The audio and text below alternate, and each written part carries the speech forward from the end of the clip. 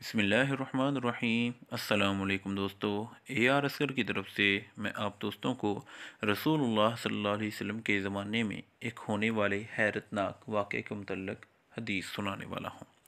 عہد رسول صلی اللہ علیہ وسلم میں قبر نے مردہ قبول نہ کیا۔ دوران جنگ دشمن نے کہہ دیا کہ میں مسلمان ہوں، مگر مسلمان نے پھر بھی اسے قتل کر دیا۔ رسول اللہ صلی اللہ علیہ وسلم نے مسلمان سے فرمایا، تم نے نہ تو اس کے الفاظ کا اعتبار کیا اور نہ تمہیں اس کے دل کی کیفیت کا پتہ تھا۔ کچھ عرصہ بعد وہ فوت ہوا اور اسے دفن کیا گیا تو اگلی صبح وہ زمین کی سطح پر پڑا تھا۔ کہا گیا، شاید کسی دشمن نے قبر سے کھود نکالا ہے۔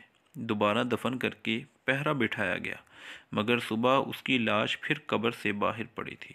پہرے داروں کی کوتاہی سمجھ کر پھر دفن کر کے وارثوں نے خود پہرا دیا، مگر صبح اس کی لاش پھر قبر سے باہر پڑی تھی۔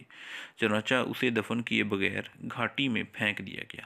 آپ نے فرمایا، زمین اس سے برے شخص کو بھی قبول کر لیتی ہے، لیکن اللہ تعالیٰ تمہیں دکھانا چاہتا تھا کہ حرمت لا الہ الا اللہ کتنی عظیم ہے۔